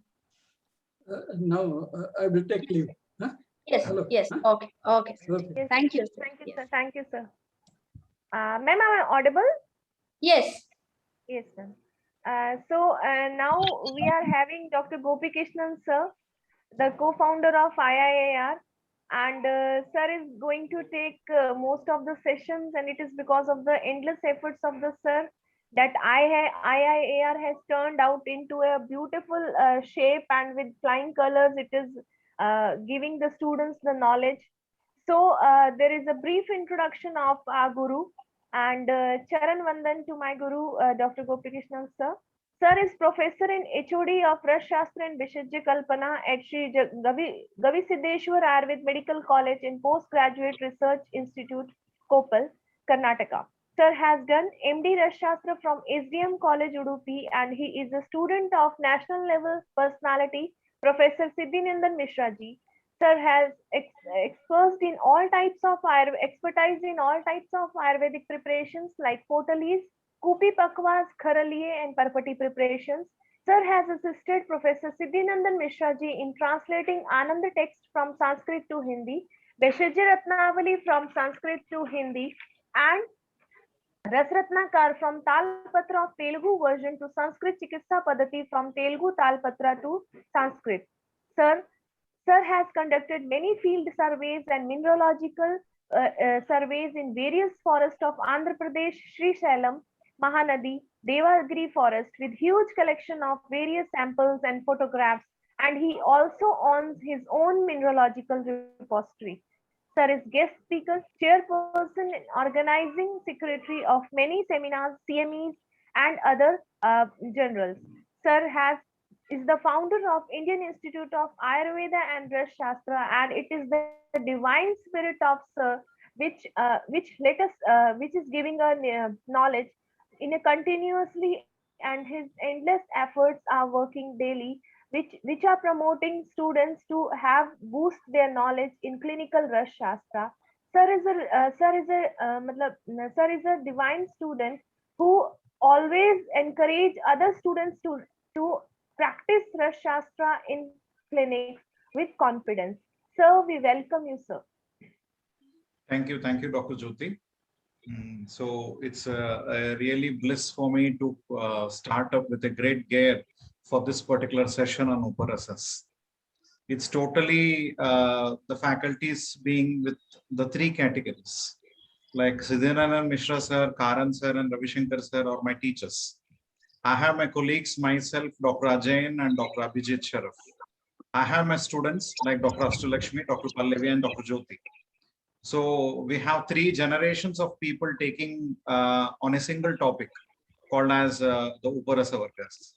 And it happens like you come to know some part because when we read a textbook of Rasa Shastra, there are possibilities like sometimes you get lots of doubts in it. There are some lots of hidden meanings, the way how you practically take up the drug. And all these things are very, very, very important for us to understand, to take the total picture of the Uparasas right from the earth crust into the patient's body. The traveling time it needs is really enormous. So how it is being formed, how it is to be identified, what are the mineralogical identifications, then after that, how do you get it, where do you get it, how do you standardize them, or do you have any toxicity based on it? Then later on, we'll be discussing about the methods of purification, the Shodhana, Marana, the herbs specifically, how they act to detoxify these metals and minerals used in Rasa Shastra. Then later on, if at all you have any of these things being mentioned very significantly in the Brihadrahis, then later on, we'll come into the clinical picture of it, wherein how we impart these drugs into the patient, in what means. Should we give Gandhaka Rasayana or some sulfur preparations only by mouth, or is there any means like I can use it? I use sulfur or Gandhaka in the form of Lepakalpana as a sort of an application on the skin. I give Gandhaka in the form of enemas, in the form of Basti.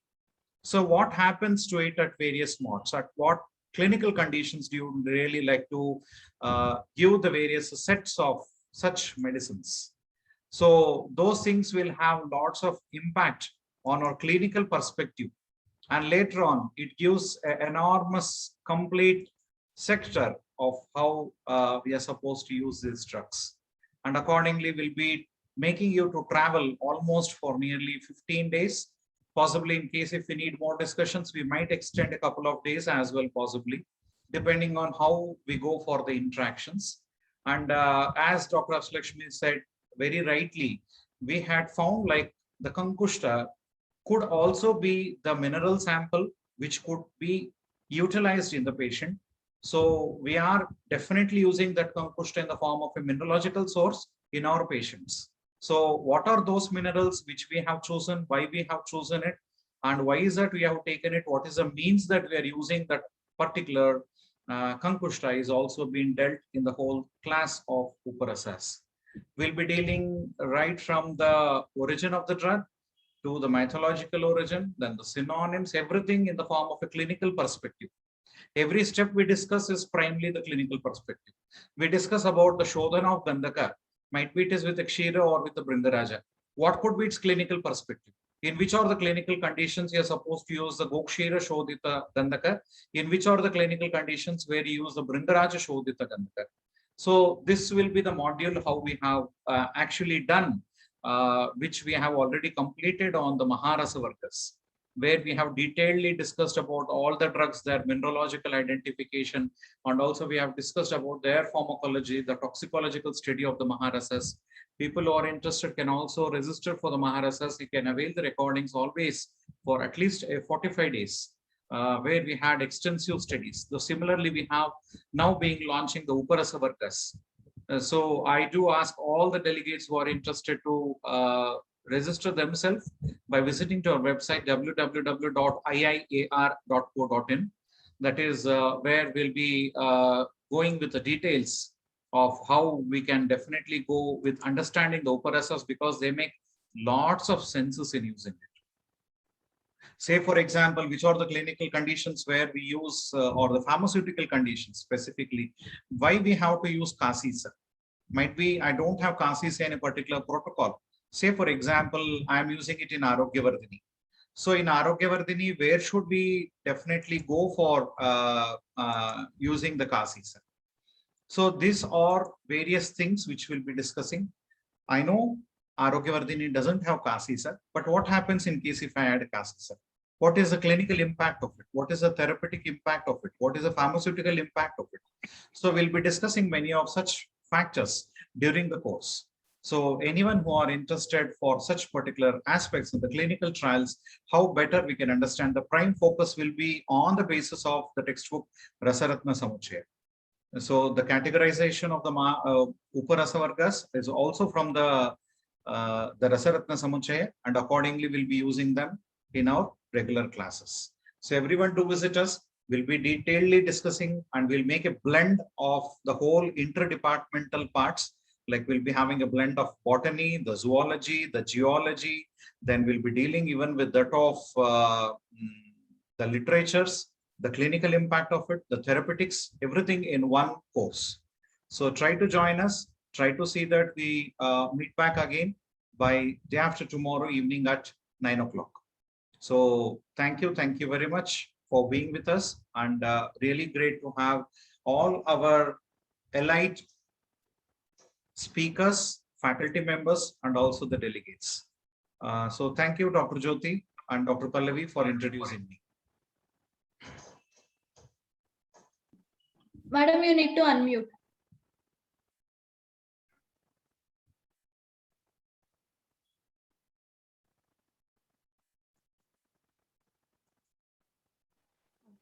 Yes. Thank you very much, sir. It's just like diving in an ocean of Rasa Shastra and coming out with pearls of knowledge. So, sir, it's great to have a guru like you, who is making a team of different branches and coming on a same mission of propagating Rasa Shastra. And sir, we salute your spirit, which is working in a great way to make to bring back the legacy of Rasa Shastra again, and to enlighten us with a great knowledge. We thank you again, and we thank all the delegates, all the guest speakers, all from the dais of Indian Institute of Ayurveda and Rasa Shastra for giving time to us and joining us in a beautiful way. Thank you very much, sir. Thank you to all my guest speakers. Thank you, Dr. Pallavi ma'am, and thank you to the delegates, because without delegates, we are nothing. So it's great to have you all on the dais of Indian Institute of Ayurveda and Rasa Shastra. Over to you, Dr. Pallavi ma'am. Yeah, any of the delegates are having any queries or anything to discuss, you can unmute. You can raise your hands, we can unmute you, and you can directly interact with us if at all you have any of the doubts or any queries, anything you'd like to know about either of the things which we have discussed for today. Or you can give your questions in the chat box where we can raise it.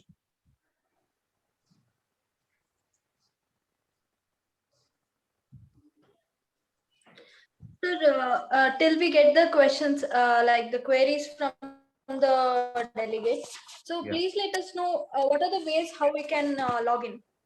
So is it the website only, or we have any other ways? Yeah, no, we'll not be sharing with any links for the joining. We don't have any Zoom link to be shared with any of the groups. Instead, what we'll be doing is we'll be, you get registered from the website. with a mail ID and a password which you will create by yourself during the registration. And after that, every day you have to log in through the website, through your mail ID and the password, whatever you have given. And one more thing is you need to write your name appropriately as the way how it has to be used for getting registered in your certificates. Because after the course, you'll be getting an e-certificate. You need to write your full name with whatever the name you would like to get your certificate. So you have to register with the same name, and every day you need to log in into the classroom with that registered name, which should be on the display. And later on, you can definitely attend the classes every day through your registered mail ID. You have to enter the website. And once we will send you a Telegram link, a Telegram app link will be given to you. So we request all the delegates to join to that particular Telegram link once you are being registered. You might get a mail from our Indian Institute of Ayurveda and Rashastra about that particular Telegram link, and or it will be in your spam folder. You can join to the group so that we'll be discussing at ease, and we'll be having more of interactions every day. Thank you, sir. And for the information of our delegates, like once you register, the access to the website would be for 45 days from the day of registration. So, and we request the delegates to download your certificates within that period, because as it is website generated, we could not do anything once the 45-day course has been completed. So if we get queries regarding like how can we download the certificate, or you download the certificate and please pass it to us, see, that is actually not possible as the website is designed in that way. So in that part of the thing, we would be helpless. So we request our delegates to please download the certificates before the completion of 45 days. The updates are shared in Telegram group also. We are sharing the updates in Telegram group also. And still you have any doubts, you have a section in the website called as FAQ, frequently asked questions. How to log in, how to register, how to see the recorded videos, how to download my certificate. Everything is being given in the form of a video demo. You can visit the FAQ section there, and you'll come to know much of the details about the whole of this thing, any of the queries. So accordingly, you can definitely go with understanding. And still, if you have any of the doubts, like you're unable to solve or you're unable to go with, you can reach us. You have any of the technical issues, you can go with a mail ID called as iiar.help@gmail.com. In case if you are unable to register or you have any of the technical part of the things, like where you have queries, we have our own technical experts who will be addressing your queries and be reaching to you. So you can write your queries to iiar.help@gmail.com. So it's given there in the chat box.